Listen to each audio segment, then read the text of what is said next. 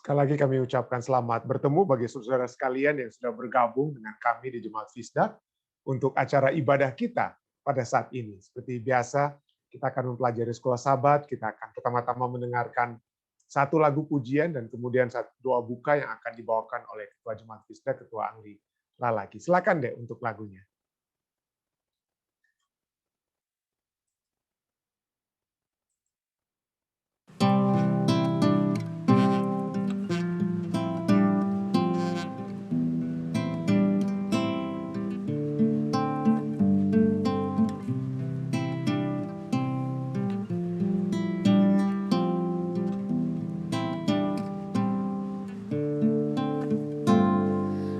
Feel quite sure if I did my best, I could maybe impress you with tender words and harmony, a clever rhyme or two.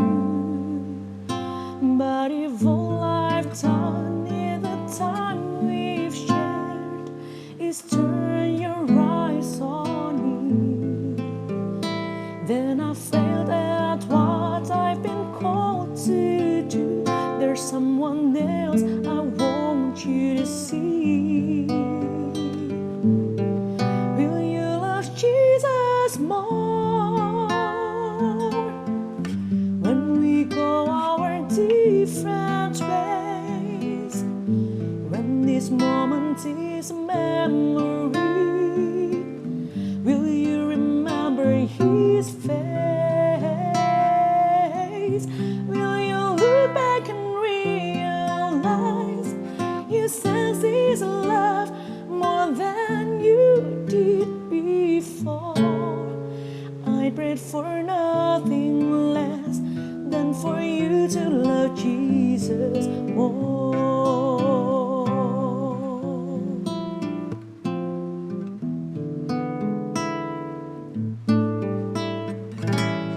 I'd like to keep these memories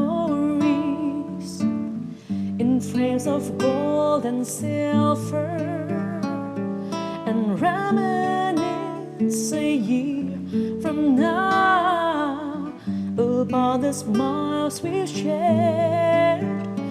But above all else, I hope you will come to know the Father's love. When you see the Lord face to face, you'll hear Him say, well done.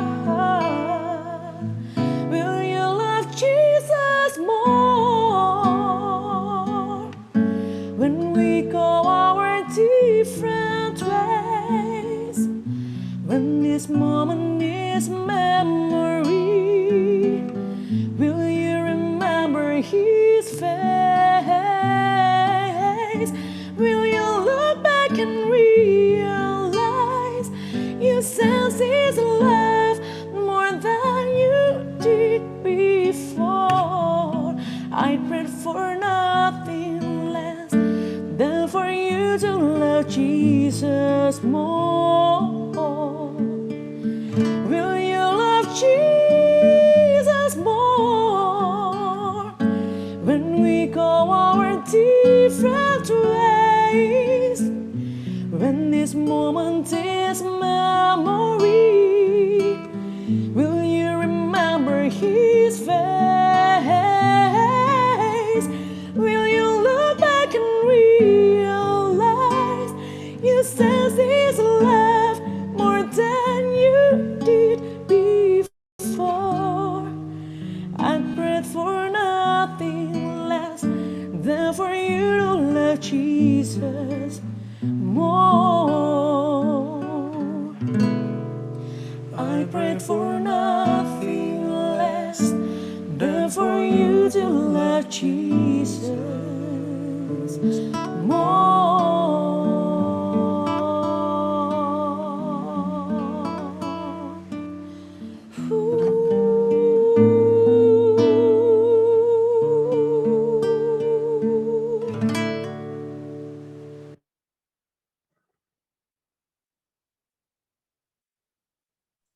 Kita memuji dan membesarkan nama Tuhan tentunya atas lagu yang begitu indah yang telah dibawakan oleh Debbie Sianturi.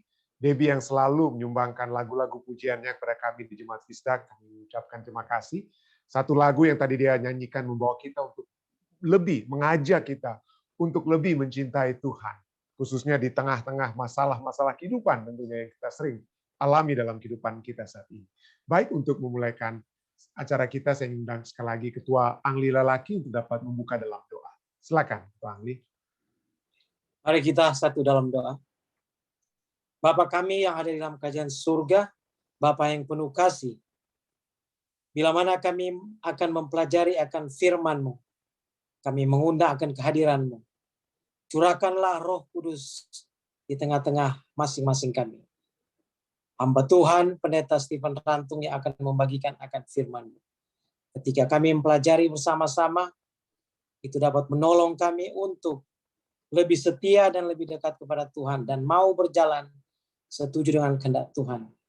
Iman kami ditambahkan setiap hari, lebih mengenal dan lebih mengerti dan lebih mengetahui akan maksud-maksud kehendak Tuhan di dalam hidup kami masing-masing. Biarlah firman ini dapat menolong kami juga untuk hidup sesuai dengan kehendak Tuhan. Berkati masing-masing kami dimanapun kami berada. Damai sejahtera, kasih karunia Tuhan menyertai hidup kami semua. Ampuni kami dari salah dan dosa kami. Di dalam nama Yesus, Tuhan dan Juru Selamat kami. Amin. Amin. Terima kasih banyak Ketua Lalaki yang sudah membawakan doa buka kita pada saat ini. Baik, saudara sekalian, seperti biasa saya akan membawakan pelajaran kita, dan pada hari Kamis ini di pelajaran yang di pelajaran pertama dari triwulan ini yang berjudul Hidup dalam Masyarakat 24/7, maka kita masuk pada topik pengembara yang gelisah. Pengembara yang gelisah. Baik, saudara, mari kita melihat apa yang dituliskan dalam pelajaran sekolah sahabat kita. Di sana dikatakan bahwa bacalah Kejadian 4 ayat 1 sampai 12. Ini panjang sekali ya. Enggak apa-apa. Bacalah Kejadian 4 ayat 1 sampai 12, apa yang menjadikan Kain seorang pengembara yang gelisah yang dituliskan dalam Kejadian 4 ayat 12 di bumi. Nah, kita tahu dari Kejadian 4, kalau saya mau ringkaskan ayat-ayat ini, bagaimana Adam dan Hawa itu bersetubuh atau dengan istrinya dan mengandunglah perempuan itu dan melahirkan Kain. Melahirkan Kain ya. Mereka mendapatkan seorang anak laki-laki, lalu kemudian setelah Kain lahir Habel, adiknya, dan Kain menjadi seorang apa? Petani, sedangkan Habel menjadi seorang Kain menjadi seorang petani, sedangkan Habel menjadi seorang penggembala, ya, seorang gembala. Jadi pada waktu itu dikatakan bahwa ayat 3 mereka mempersembahkan korban ya, korban persembahan, tapi Kain mempersembahkan apa? Hasil tanahnya. Habel dia persembahkan apa? Anak sulung dari kambing dombanya. Lalu Tuhan mengindahkan Habel dan korban persembahannya tersebut. Kenapa? Karena kita tahu sejak semula pada saat Tuhan memberikan pakaian kepada ayah dan ibu mereka di Taman Eden, maka Tuhanlah yang menyembelih binatang yang pertama, boleh kita katakan demikian. Dan di sini kita lihat bagaimana Kain tidak memberikan persembahan seperti inspirasi katakan yang dimintakan oleh Tuhan kepadanya. Jadi akibatnya ayat 5 katakan, Kain dan korban persembahannya tidak diindahkan Tuhan. Jadi dia menjadi panas hatinya dan mukanya menjadi apa? Muram. Lalu Tuhan datang pada saat yang muram. Tuhan datang, kenapa kamu panas? Kenapa mukamu muram? Ya.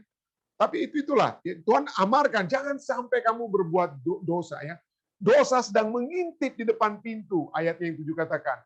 Iya, dosa itu menggoda kamu, tetapi engkau harus berkuasa atas dosanya. Tapi kita lihat kemudian itu tidak dilakukan, tidak dikuasai. Ya.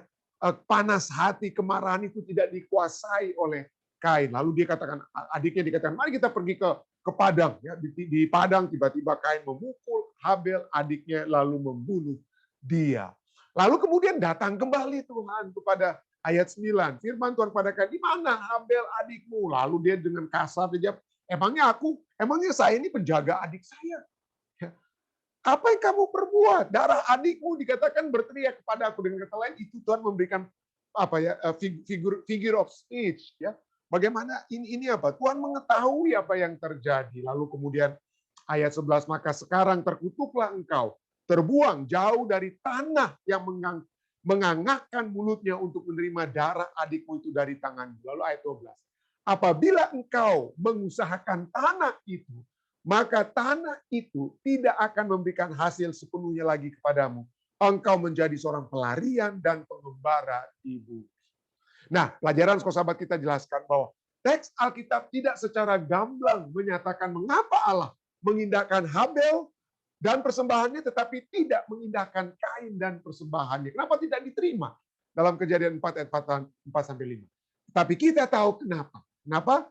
Karena Ellen White, saya katakan tadi dalam Pena Inspirasi, katakan apa? Kain datang ke hadapan Allah disertai persungutan dan tidak percaya di dalam hatinya sehubungan dengan korban yang dijanjikan itu dan perlunya persembahan korban itu. Pemberiannya tidak menyatakan adanya pertobatan dari dosanya. Ia merasa sebagaimana banyak orang sekarang ini bahwa adalah merupakan satu kelemahan untuk mengikuti dengan sesama akan rencana yang telah digariskan oleh Tuhan. Mereka nggak mau ikut apa yang Tuhan inginkan, tidak mau ikut ya apa yang Tuhan gariskan. Untuk mempercayakan keselamatan itu dengan sepenuhnya kepada penebusan juru selamat yang telah dijanjikan. Ia, Kain, memilih untuk bergantung kepada dirinya sendiri. Ia mau mengandalkan jasa baiknya sendiri. Gantinya mengikuti firman Tuhan, dia ingin mengikuti apa kata hatinya sendiri. Ketika Tuhan berkata bahwa Kain akan menjadi pengembara yang gelisah di bumi, bukan Tuhan yang membuatnya seperti itu. Bukan Tuhan. Ini seakan-akan, wah Tuhan lagi kutuk seperti begitu ya. Tapi bukan Tuhan yang membuatnya seperti itu. Melainkan itulah yang terjadi sebagai akibat. Akibat dari tindakan berdosa dan ketidaktaatannya. Tuhan hanya apa? Langsungkan saja apa yang dia sudah lakukan ya. Menyatakan saja dalam pengetahuannya itu yang akan terjadi. Kamu sudah buat ini, maka kamu yang akan melakukan menjauhkan dirimu sendiri. Itulah yang terjadi sebagai akibat dari tindakan berdosa dan ketidaktaatannya. Tidak menemukan istirahat dalam Tuhan, Kain menemukan bahwa ia tidak dapat menemukannya dengan cara lain, setidaknya bukan dengan cara istirahat yang sesungguhnya. Kata Ibrani yang diterjemahkan sebagai mengindahkan atau menerima, ya Kejadian 4 ayat 4, juga dapat diterjemahkan dipandang cermat, dipertimbangkan dengan cermat. Jadi fokus dari kehati-hatian Allah dan melihat dari dekat ya, dan melihat dari dekat bukanlah pada persembahan, tetapi lebih pada sikap yang membawa persembahan. Jadi dipandang cermat, dipertimbangkan dengan cermat itu bukan hanya jenis persembahannya, tapi hati yang membawa persembahan tersebut.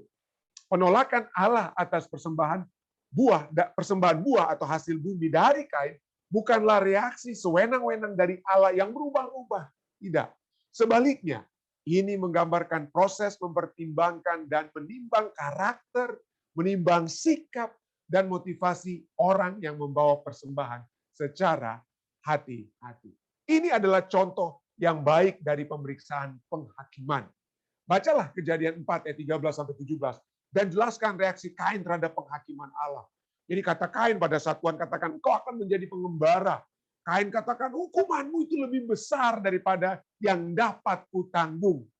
Jadi dia tidak mengatakan, hukumanmu itu lebih besar daripada dosaku. Tidak, dia menyadari juga mungkin dosanya. Tetapi dia merasakan bahwa hukuman apa? Itu lebih besar daripada apa yang dapat dia tanggung. Kenapa? Dia berpikir seperti itu. Nanti kita akan tambahkan, sesungguhnya hukuman Tuhan itu tidak lebih besar, ya. Tapi nanti kita akan lihat dari bagian tambahannya, ayat 14, dia katakan apa? Engkau menghalau aku sekarang dari tanah ini dan dia tambahkan. Nanti kita akan lihat perbedaannya. Apa yang Tuhan katakan dan apa yang ditambah-tambahkan oleh Kain sendiri. Dan aku akan tersembunyi dari hadapan seorang pelarian dan pengembara di bumi. Maka pada saat dia katakan maka, ini kemudian dia tambahkan lagi. Maka barang siapa yang akan bertemu dengan aku, tentulah akan membunuh aku. Firman Tuhan sekali-kali tidak. Tapi barang siapa yang akan membunuh Kain, akan dibalaskan kepadanya 7 kali lipat. Kemudian Tuhan menaruh tanda pada Kain, supaya ia jangan dibunuh oleh barang siapapun yang bertemu dengan dia. Lalu Kain pergi dari hadapan Tuhan dan ia menetap di tanah Nod, di sebelah timur Eden. Kain bersetubuh dengan istrinya dan mengandunglah perempuan itu lalu melahirkan Henok. Kemudian Kain mendirikan sebuah kota dan dinamai kota itu Henok menurut nama anaknya. Jadi ketika kita lihat sini, ketika kita mencoba melarikan diri dari hadirat Tuhan, kita yang melarikan diri. Tuhan datang-datang terus ya. Tapi kita yang melarikan diri dari hadapan Tuhan. Kita menjadi gelisah. Kita mencoba mengisi kerinduan akan rahmat ilahi dengan hal-hal hubungan manusia atau kehidupan yang terlalu sibuk untuk menutupi kekosongan itu. Dan Kain di sini kita lihat mulai membangun dinasti dan kota. Keduanya adalah pencapaian besar dan berbicara tentang tekad dan energi. Tetapi jika itu adalah dinasti yang tidak bertuhan dan kota yang memberontak, pada akhirnya itu tidak akan berarti apa-apa. Bahkan pertanyaan bagi saudara dan saya, bahkan jika kita dikatakan, kita pada akhirnya menderita ya, akibat dari dosa-dosa kita sebagaimana yang biasa kita lakukan, bagaimana kita dapat belajar untuk menerima pengampunan bagi dosa-dosa yang ditawarkan kepada kita melalui salib? Jadi pelajaran kita pada malam hari ini berbicara tentang pengembara yang gelisah. Tuhan katakan apa ya? Tuhan sudah katakan ya, Tuhan menyatakan bukan karena itu yang Tuhan kehendaki, tapi itu adalah akibat perbuatan pemberontakan Kain atau kesalahan Kain. Ya. Engkau akan menjadi pelarian pengembara di bumi. Tapi Tuhan memberikan apa? Tuhan memberi apa? Kekuatan tetap. Ya. Tidak akan ada yang membunuh. Aku akan balas 7 kali lipat. Penuh pembalasan Tuhan. Dan Tuhan menaruh Kain, tanda pada Kain. Lalu, sini penting sekali. Lalu Kain pergi dari hadapan Tuhan. Betul, Tuhan katakan dia akan menjadi pelarian dan pengembara di bumi, tetapi Kain sendiri yang pergi dari hadapan Tuhan. Tuhan tidak pernah usir dia. Tuhan tidak, itu bukan kata-kata Tuhan, pergi dari hadapanku. Tidak. Tuhan katakan engkau akan lari dari tanah ini, karena engkau akan apa? Gelisah kalau melihat tanah di mana engkau membunuh adikmu, dengan kata lain. Jadi pada saat ini kita lihat, apa yang terjadi dari kehidupan Kain adalah satu kehidupan yang terpisah dari Allah. Kehidupan yang terpisah dari Allah. Kalau saudara dan saya memiliki kehidupan yang terpisah dari Allah, maka itu adalah satu kehidupan yang menggelisahkan. Ya. Kita lihat di sini Allah itu adalah Allah yang selalu mencari. Ya. Allah datang 2 kali. Pertama pada saat dia sebelum membunuh sekalipun. Allah sudah datang. Allah apa cari ya? Di mana dan sesudah dibunuh. Ini maksudnya sudah Habel dibunuh ya dalam Kejadian 4 ayat 9. Firman Tuhan kepada Kain di pertemuan kedua, di mana Habel adikmu itu? Tapi coba kita lihat, pada saat Tuhan datang, manusia itu yang lari. Kejadian 4 ayat 6, ini adalah seperti ada apa ya, cross, chiastic cross. Kita lihat, jadi Kejadian 4 ayat 16, lalu Kain pergi dari hadapan Tuhan. Tuhan datang, manusia yang apa? Manusia yang lari. Lalu bukan itu saja, yang kedua kita bisa lihat ya, perbandingannya kita bisa lihat. Allah memang memberikan hukuman, betul. Ya, Allah memberikan hukuman, tapi hukuman Allah itu apa ya? Itu bukan berarti dia lari dari hadapan Tuhan. Allah berbicara tentang apa? Tentang tanah ini tidak akan memberikan hasil sepenuhnya kepadamu. Ya, engkau akan menjadi pelarian dan pengembara karena engkau tidak mau lagi di tanah ini. Kenapa? Selain tanah ini adalah tanah di mana engkau tumpahkan darah adikmu, tapi tanah ini juga akan, itulah hukuman Tuhan. Kamu akan lebih bersusah payah di sini. Ya, tapi coba kita lihat. Pada saat Allah memberikan hukuman, manusia seringkali apa? Allah mencari, manusia lari. Hukuman Allah, tapi manusia seringkali menghukum dirinya sendiri melebihi daripada hukuman Allah. Apa itu? Ya, tentu saja. Allah hanya berbicara tentang hukuman itu apa? Tentang tanah. Ya, tanah itu pada saat engkau usahakan tidak akan memberikan hasil sepenuhnya. Betul. Kain ulangi itu dia. Ayat 14. Engkau menghalau aku sekarang dari tanah ini. Tapi dia tambah-tambah. Apa yang dia tambahkan? 2 hal yang ditambahkan. Dan aku akan bersembunyi dari hadapanmu. Tuhan tidak bilang tentang persembunyian tersebut. Tuhan tidak bilang, oh kamu tidak akan bisa lagi melihat, aku tidak akan pernah lagi bertemu dengan engkau. Tuhan tidak tambah-tambah. Manusia yang tambah-tambah. Lalu Tuhan tidak berbicara tentang apa? Tentang ada yang akan membunuh Kain. Tidak ada. Hukuman Tuhan yang berbicara, orang-orang kamu akan aku akan utus orang-orang untuk bunuh kamu. Tapi inilah manusia suka tambah-tambah ya, menghukum dirinya sendiri. Itu bukan Allah yang katakan tentang kematian bagi Kain. Tidak.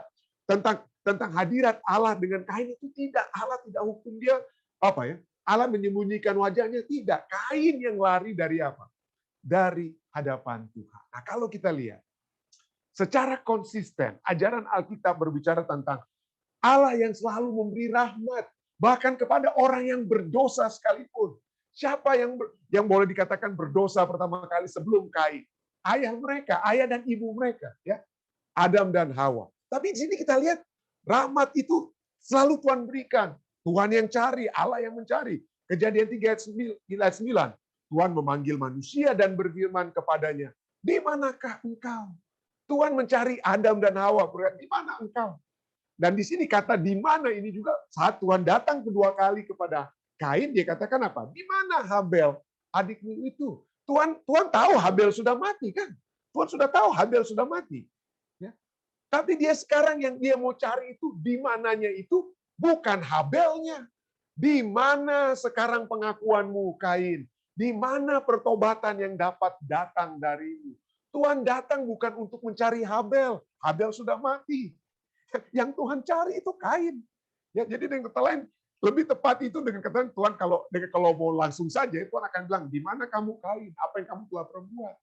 Tapi Tuhan katanya, supaya Kain menyadari apa yang dia telah lakukan. Dan itu mudah-mudahan dapat membawa pertobatan. Tetapi pada saat saudara dan saya berdosa, Tuhan yang cari kita. Kenapa? Karena Tuhan tahu kita akan jadi gelisah. Tuhan ingin memberi pengampunan ya pada saat kita bertobat. Dan di sini kita lihat, pada saat harus ada konsekuensi dari setiap tindakan kita. Konsekuensi daripada Adam dan Hawa, mereka tidak boleh lagi di Taman Eden. Kalau mereka di Taman Eden, mereka terus dapat makan buah dari buah pohon kehidupan dan nggak akan pernah mati-mati mereka. Itu Anda baca di ayatnya yang apa ya? Di dalam Kejadian pasal 3, Anda bisa lihat bagaimana Tuhan pada saat Tuhan usir mereka. Ayat 23, lalu Allah mengusir, ya, Kejadian 3 ayat 23, lalu Allah mengusir dia dari Taman Eden. Di ayat 22 dinyatakan kenapa sampai Allah usir, yaitu kenapa? Oleh sebab jangan sampai mereka makan dari buah pohon kehidupan. Tapi coba kita lihat sebelum mereka diusir, apa yang Tuhan katakan? Apa yang Tuhan lakukan? Allah membuat pakaian dari kulit binatang untuk manusia dan untuk istrinya. Ada korban bakaran dengan kata lain ya. Ada domba, anak domba Allah yang sudah gambaran simbolisme dari anak domba Allah yang sudah apa? Dikorbankan lebih dahulu. Ada rahmat yang diberikan sebelum hukuman. Bagaimana dengan Kain? Sebelum dia lari, apa yang Tuhan berikan? Tuhan menaruh tanda. Ya, Tuhan menaruh tanda supaya jangan ada yang apa? Supaya jangan dia dibunuh pada saat ada yang bertemu dengan dia. Tapi inilah ya, Tuhan memberikan rahmat bagi kita manusia yang gelisah. Tuhan katakan, marilah kepadaku. Nanti kita akan bahas pelajaran filsafat. Tapi seperti kita lihat, manusia tidak mau datang kepada Tuhan. Dan saya sudah berapa kali saya sebut tentang Anthony Bourdain, ya ini dia ya. Seorang ahli masak yang kemudian di umur 61 tahun mati. Mati bunuh diri. Anthony Bourdain, begitu terkenal dia punya apa? Show, ya seperti saya katakan lalu. Dia makan bersama-sama dengan Obama di satu restoran di Vietnam dan lain sebagainya. Dan inilah yang terjadi pada saat manusia-manusia yang hidup dalam keadaan gelisah di dunia saat ini. Berakhir kepada apa? Bunuh diri. Ya. Ini statistik daripada bunuh diri. Begitu hebat bagaimana setiap tahunnya ya. Ini penyebab kematian terbesar di Amerika itu ke-10 itu oleh sebab apa? Orang-orang bunuh diri di Amerika. Ada hampir 45.000 orang setiap tahun yang mati apa? Yang mati bunuh diri. Ada 25 orang berusaha untuk bunuh diri, 1 yang mati bunuh diri. Dan biaya dikeluarkan pemerintah istilahnya untuk orang-orang bunuh diri ini kurang lebih hampir 70 miliar dolar Amerika. Ini statistiknya. Itu hebat, saudara. Saya nggak punya waktu untuk tulis ya. Dan kebanyakan itu di Amerika itu dilakukan oleh orang-orang kulit putih. Lalu kemudian di apa? Orang-orang Native American atau American Indian nomor 2. Lalu kemudian berikutnya baru orang Asia, orang Hispanik. Kenapa orang Asia Hispanik tidak sebanyak orang-orang apa ya, orang putih ya? Mungkin karena kita mungkin masih apa ya? Masih hubungan persaudaraannya saling tolong-menolong, saling gotong royongnya itu masih kuat. Makanya tidak seperti orang-orang putih di Amerika yang bunuh diri. Bagaimana laki-laki dan perempuan? Ya, statistik di waktu-waktu lalu sampai tahun 2013 sampai 15 masih laki-laki yang lebih banyak apa ya? Lebih banyak bunuh dirinya. Ya, dari etnik manapun laki-laki. Tetapi saat ini perempuan juga semakin bertambah, faster. Jadi katakan ya, suicide itu semakin apa? Bertambah kepada apa? Wanita daripada pria, semakin bertambah. Ya. Dan ini adalah bukti-bukti ya. Kalau Anda pencinta apa tas atau barang-barang mewah, Kate Spade ya, Anda tahu bagaimana dia juga apa? Bunuh diri pada waktu yang lalu. Dan apalagi? Oh, mungkin Anda katakan, oh ini mungkin kena pada orang-orang yang sudah tua mungkin. Tidak. Bunuh diri itu juga semakin meningkat kepada anak-anak muda atau teenager, anak-anak di belasan tahun. Ya, kenapa? Kenapa mereka itu apa ya? Lebih kebanyakan sekarang meningkat bunuh diri di antara anak-anak khususnya wanita ya, remaja-remaja wanita karena masalah sosial media. Ya, begitu adanya sosial media banyak apa dikatakan ya. Pada saat orang menggunakan begitu banyak waktu, ini research membuktikan di Instagram, di TikTok dan sosial media lainnya, maka apa ya? Maka apa? Tendensi untuk bunuh diri itu lebih tinggi, saudara. Ini pendidikan demi pendidikan yang sudah ini pendidikan terbaru ini Februari 16 tahun 2021 ya. Ini sudah disebutkan. Kenapa? Nah, pertanyaannya, kenapa ini meningkat? Ya karena dikatakan apa? Misalnya sosial media dan anak-anak muda. Dikatakan pada saat mereka lihat orang punya Instagram, aduh sempurna sekali teman-teman mereka. Fotonya bisa di aplikasinya dibikin cantik dan lain sebagainya. Bagus dibuat, tidak ada yang buruk-buruk orang tulis apa posting di Instagram. Ini feel bad. Jadi mereka merasa apa, aduh kasihan saya, orang lain so enak sekali kehidupan mereka dan lain sebagainya. Ya. Dan inilah ya. Kenapa? Karena kita pada saat kita menjadi lebih gelisah karena kita melihat apa ya? Melihat diri kita sendiri gantinya datang kepada Tuhan. Pada saat kegelisahan itu datang. Mungkin Anda katakan, pendeta, di Alkitab juga ada orang bunuh diri kan? Oh iya betul.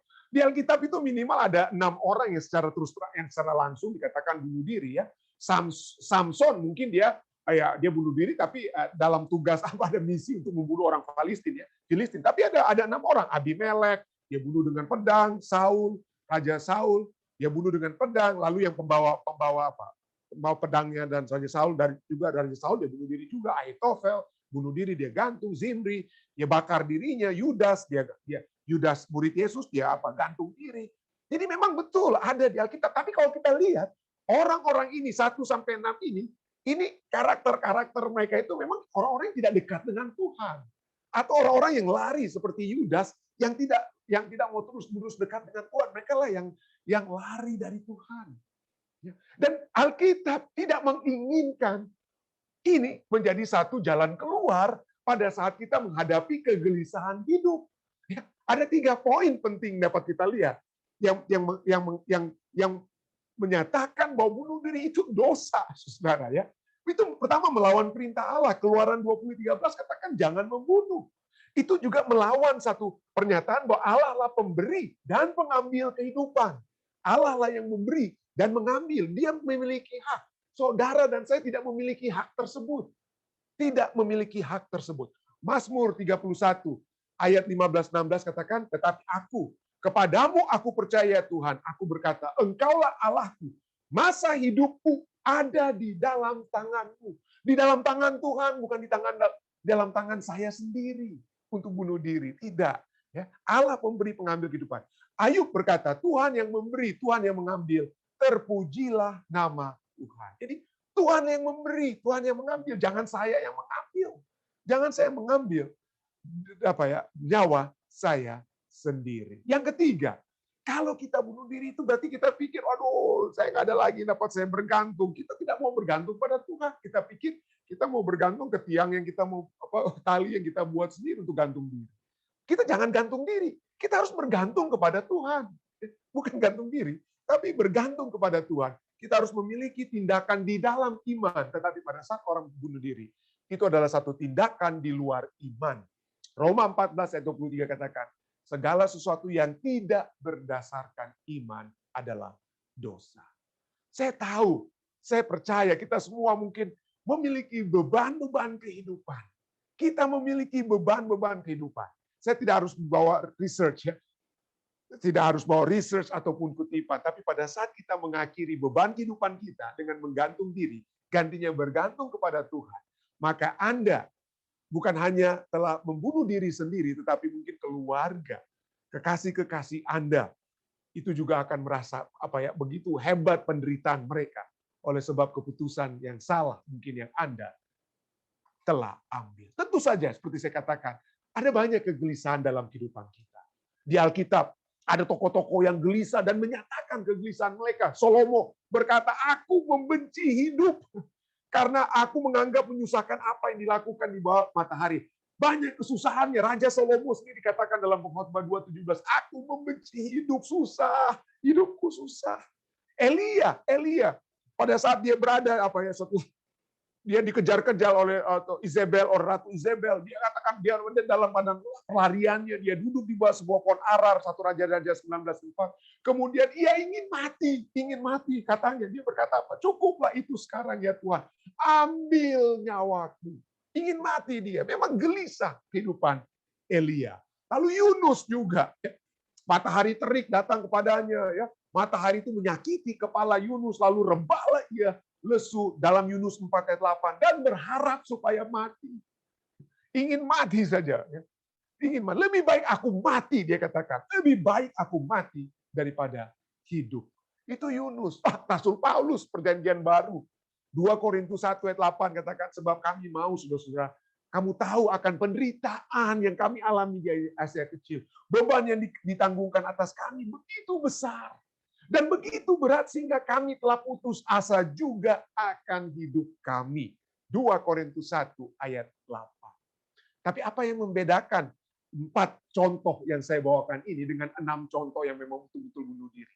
Bedanya adalah keempat orang-orang ini tidak ada satu pun di antara mereka ini yang bunuh diri. None of them committed suicide. Kenapa? Apa yang terjadi?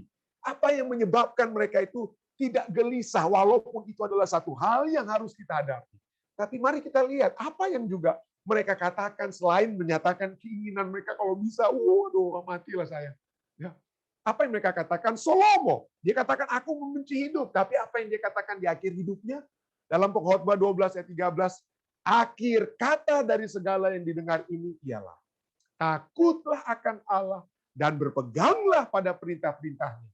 Karena ini adalah kewajiban setiap orang. Dia tidak bunuh diri karena dia takut, dia hormat Allah. Dia berpegang kepada perintah-perintahnya. Walaupun itu hanya muncul mungkin di akhir kehidupannya, bila kematiannya. Tapi dia katakan itu nasihatnya. Itulah menyebabkan Salomo tidak bunuh diri. Elia, nah, dia ingin mati dikatakan. Tapi 1 Raja-Raja ayat-ayat berikutnya katakan apa? Di tengah-tengah kegelisahannya, Tuhan mengutus malaikat. 2 kali dia dibangunkan, diberi makan, bangun, beri makan. Lalu ayat yang ke-8 dari 1 Raja-Raja 19:8. Maka bangunlah ia yang kedua kali. Lalu makan dan minum, dan oleh kekuatan makanan itu yang diberikan oleh Tuhan, ia berjalan 40 hari, 40 malam lamanya sampai ke gunung Tuhan. Jadi Tuhan memberikan kekuatan. Tuhan dapat memberikan kekuatan kepada Elia dan saudara dan saya, supaya kita dapat datang ke hadiratnya, dapat datang kepadanya, dapat menjalankan terus misinya. Bagaimana Yunus? Yunus tentu saja ditegur. Ya, dia membenci, dia ingin mati ya. Tadi kita sudah tulis ya. Tapi dalam Yunus 4 ayat 10 sampai 11, Allah berfirman, engkau sayang kepada pohon jarak itu yang untuknya sedikit pun engkau tidak berjerih payah, bagaimana tidak aku akan sayang kepada Niniwe. Jadi Tuhan memberikan penjelasan pada Yunus. Ya, kamu mau mati karena kamu tidak ingin Niniwe aku selamatkan. Sedangkan kamu begitu kena panas matahari, pohon yang melindungi kamu itu apa? Melindungi kamu itu mati, kamu sudah mau apa? Mau minta mati saja.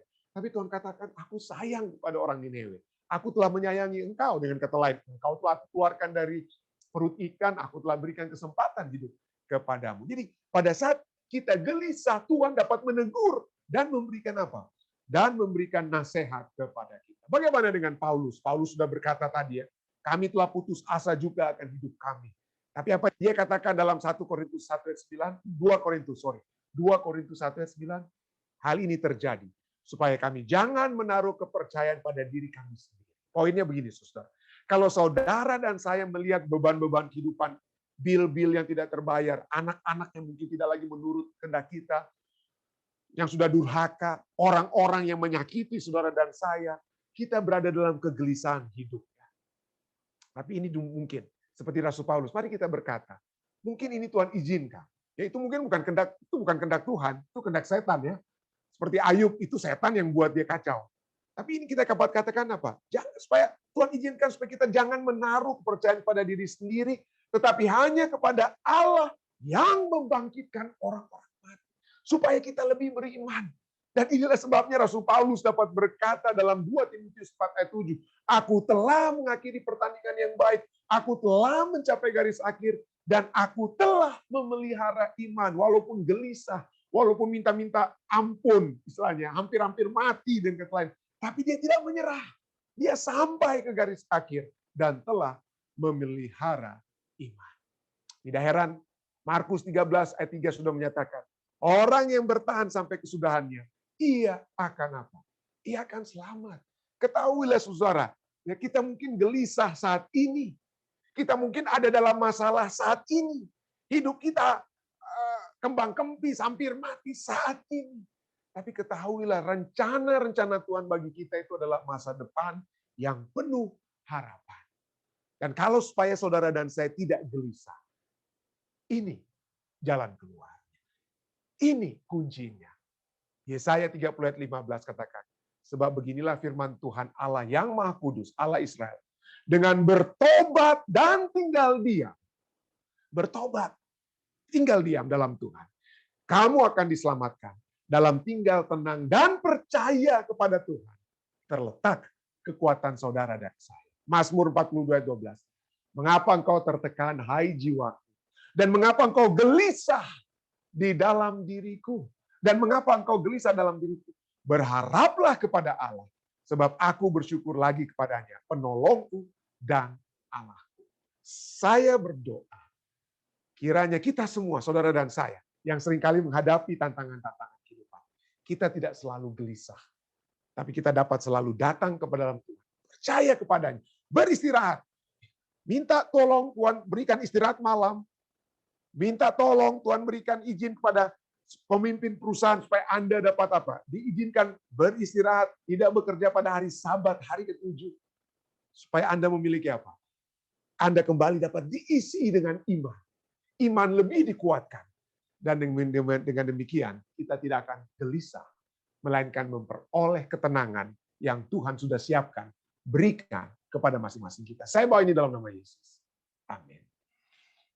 Baik, saudara sekalian, inilah pelajaran kita pada saat ini.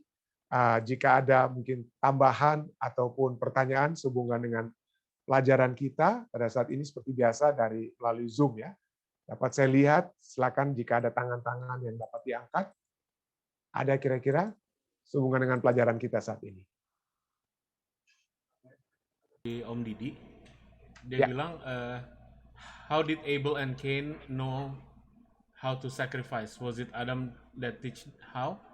Did Adam started or God personally taught them how?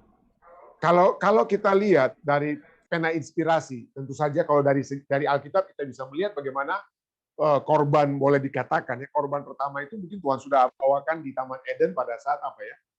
Pada saat baju apa ya? Jubah mereka itu diberikan ya. Jadi di situ kita bisa melihat mungkin dari segi kitabnya tuh mereka dapat perintah itu dari siapa? Dari Adam dan Hawa. Tapi kemudian pena inspirasi yang seperti kita kutipan yang kita sudah lihat sudah menyatakan bahwa dan juga ada tulisan-tulisan lainnya dari pena inspirasi yang menyatakan instruksi itu diberikan kepada mereka oleh Allah. Ya, instruksi untuk korban bagaimana? Tentu saja ada korban hasil bumi yang dapat kita lakukan. Apa yang dibawakan oleh Kain itu juga pada saat orang-orang Israel di padang belantara ada juga mereka tidak selalu kita membawakan korban darah ya, tapi korban hasil bumi juga dapat dibawakan. Tetapi untuk pengampunan dosa, ini bukan korban syukur, untuk pengampunan dosa itu hanya darah yang harus tercurah. Untuk pengampunan dosa tidak bisa kita bawa buah-buahan dan sayur-sayuran, tidak. Ya itu adalah korban syukuran atau ucapan syukuran, ya, persembahan syukuran yang dapat kita bawakan, hasil bumi. Tetapi untuk dosa menebus kesalahan kita, harus ada darah yang tercurah. Dan pena inspirasi sudah menyatakan Tuhan sudah menginstruksikan Kain dan Habel sehubungan dengan hal tersebut. Tapi itulah, Kain maunya sendiri, ya, maunya sendiri, makanya itulah yang terjadi kepada dia. Apa persembahannya itu tidak diindahkan oleh Tuhan. Terima kasih Saudara Didi untuk pertanyaan. Baik, ada lagi? Oh, Pak Api mungkin silakan. Ya. Ingin saja cuma sampaikan pengalaman karena pelajaran tadi mengenai orang-orang mau bunuh diri, 6 orang itu dan 4 orang itu. Tapi saya teringat dalam pengalaman melewati Padang Bena pada waktu mengadakan perjalanan menuju ke OBB Bitan. Di tengah Padang Bena rasanya lebih baik mati daripada hangus, panas hebat. Tapi tiba-tiba, sebelum masuk Padang Bena itu banyak rumah-rumah yang saya minta air kalau ada, dan saya tidak pernah lupa bahasa Timur sampai sekarang. Kalimat mereka katakan, kanmu ifoah, Pak Tuhan. Artinya tidak ada air untuk Anda, karena mereka susah mendapatkan air. Tetapi di tengah Padang Bena itu, ada satu rumah kecil, ada satu anak yang sedang bermain, mengatakan juga, kanmu ifoah, Pak Tuhan.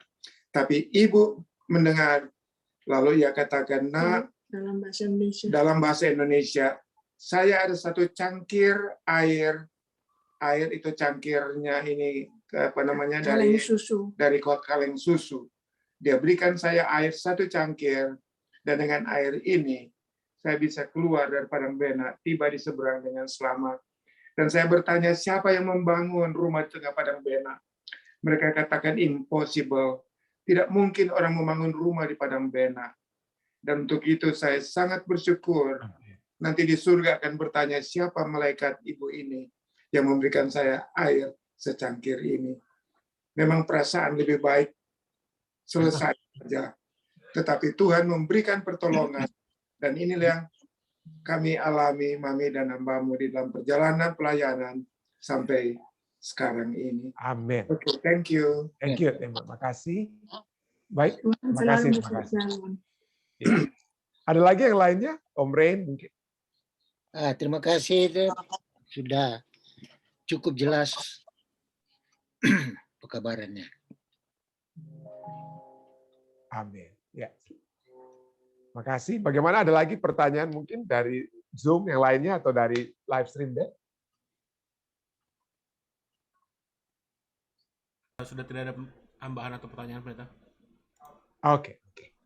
Ya, jika tidak ada, mari kita masuk ke bagian yang kedua, yaitu acara doa kita. Acara doa kita, jika ada yang ingin disampaikan, jika ada mungkin kesaksian sebelum saya membawakan doa, silakan. Dari Zoom, ada kira-kira yang mau dibawakan?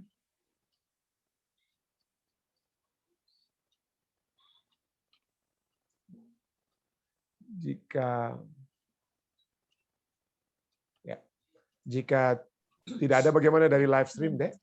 Tolong tetap doakan ponakan saya, Pendeta Stephen. Ya. Kemarin nggak ada. Iya. Kami akan doakan via Makarau. Iya. Thank you. Makasih. Ada lagi yang lainnya?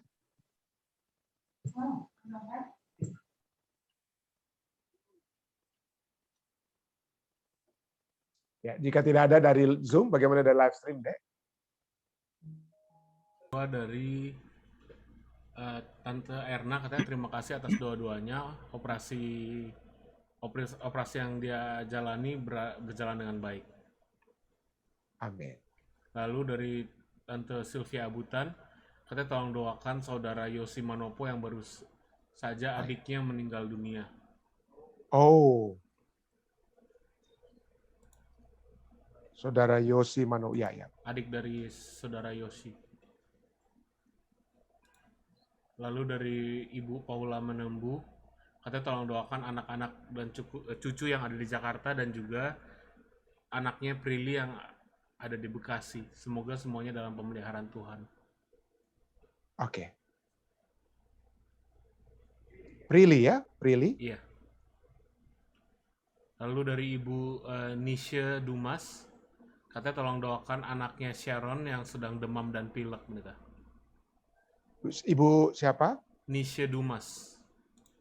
Misha Dumas, anaknya yang bernama Sharon yang sedang demam. Oke.